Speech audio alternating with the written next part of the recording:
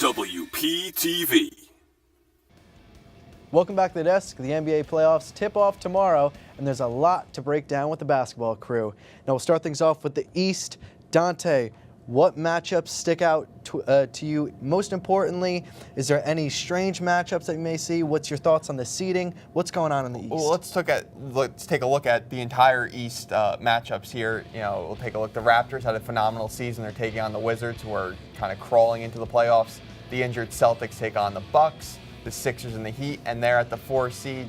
The 3-time defending Eastern Conference champion Cavaliers take on the Pacers. Before I go into the actual matchups, it's worth noting, when I came into college, the Atlantic Division had the 3 worst teams in the East, and now they have the 3 best, so it's cool to see that little turnaround. Cleveland's situation is very interesting because if they were to have gotten that 3 seed and played the Celtics in the semifinals, I think they would have steamrolled the Raptors because now they have 8 wins under their belt. They have the momentum. Right now, that semifinal matchup with the Raptors is going to be tough because I don't know how they're going to come out of that series with Indiana. Indiana's been playing very good ball lately. I like Cleveland. I don't know if they could get past Toronto. That's going to be the toughest matchup for them. Everything else, it's kind of set in stone. Filip, you're already chomping at the bits to talk about your Raptors. I agree. I agree, yeah. Oh, thank you. I think it's going to be tough. This is the toughest road to the finals they've had since LeBron came back to Cleveland. Having to face Indiana in the first round, which isn't an easy team. I mean, they're probably going to end up winning it in 6 or less. And facing Toronto, which is the best Toronto team we've seen yet. I mean, Toronto took them to 6 2 years ago in the conference finals, and this Toronto team's a lot better. This Cavs team's a lot worse. So I could see an upset in the second round. Not to mention, LeBron in the first round of the playoffs is just historic numbers. Yeah. Now, he's normally playing 8 seeds. Now he's playing a little bit of a higher seed. But it's kind of become a given that LeBron's just going to move on the first round. And Jesse, do you see LeBron cakewalking to the finals, or are the Raptors going to be that tough challenge that'll maybe go 7 games? The Raptors might be a tough challenge, but this is still the same team that we've seen before. LeBron owns the East still. And the most interesting team to me happens to be the 76ers because they do match up with the Heat in the first round, which is a nice matchup because the Heat are a veteran presence team who have been there before. 76ers are a very talented team. I'm looking forward to that matchup, but I think this is more of I'm looking towards the Eastern Conference Finals where LeBron is going to take on the young guys of Embiid and Ben Simmons. Now we'll move things out west. There was a battle for the 8th seed in the playoffs. Dante, what in the world happened? Who is the final seed in the playoffs? Yeah, let's take a look out in the Target Center in Minneapolis. We'll pick it up in the 4th quarter. Timberwolves Nuggets, Jeff Teague hitting the 3, 8-point lead, 4.5 to go. Timberwolves haven't been in the playoffs since 2004 when Kevin Garnett had his MVP run. Nuggets weren't going to go away.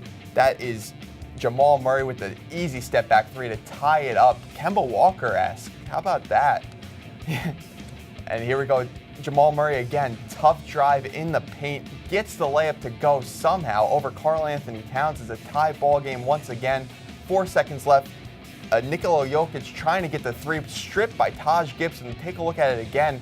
Great defense by Gibson and the wherewithal to catch it and call timeout. So the Timberwolves have 1 chance left. Nuggets have it. Good defense there. Jamal Crawford's prayer wasn't answered, and we head to overtime. Yeah, it was definitely a really close game. You see right here, Paul Millsap kicking it out to Will Barton. 3-ball, corner pocket, guys. Now the Nuggets hold a 1-point lead with 3 minutes left in overtime. So we have the cross-court pass. Jeff Teague driving into the lane with a little floater, and it's good, giving the Timberwolves a 1-point lead with a minute left in overtime. Now we got the cutting in. Paul Millsap kicks it out. Will Barton goes in, hits a pretty much wide open floater, but misses it and leaves the Timberwolves to the 8th spot, winning 112-108. It was a really good game. I definitely see Timberwolves.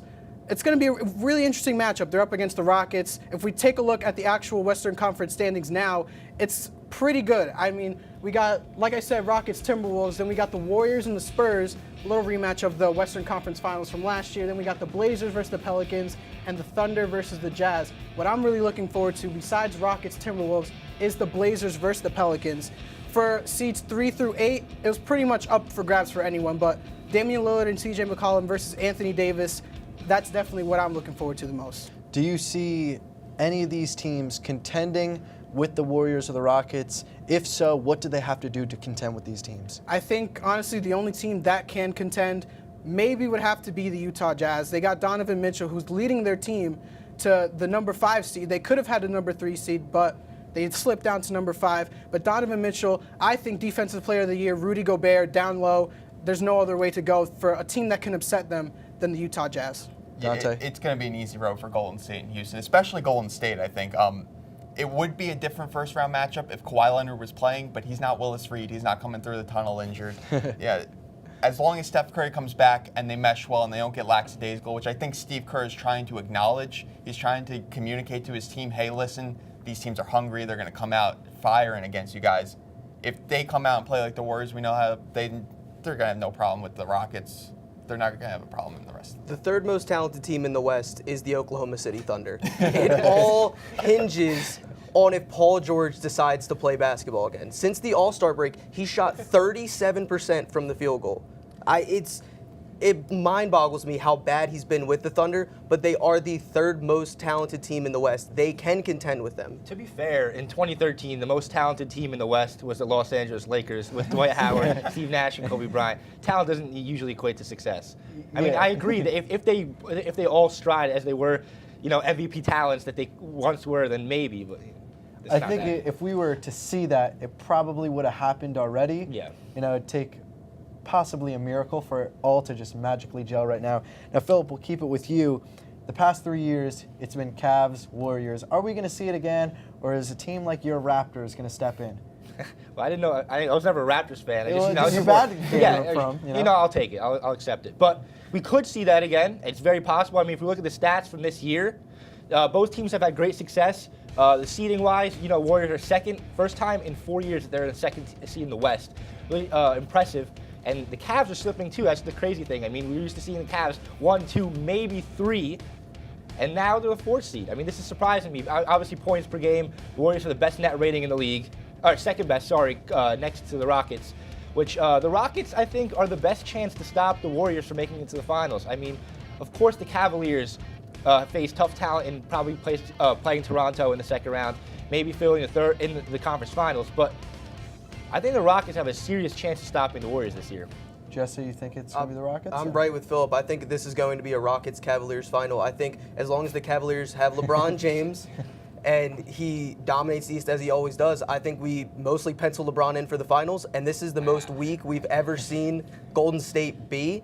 And with Steph coming back from the injury, obviously not going to be 100%, I think the Rockets have the best chance this year. It's going to be a great playoffs, to say the least. That's all the time we have for this episode of WP Sports Desk. Thank you to our analysts, crew, and our studio manager, Al Clarke. From Studio B in Hobart Hall, I'm Turner-Demondo. We'll see you next time.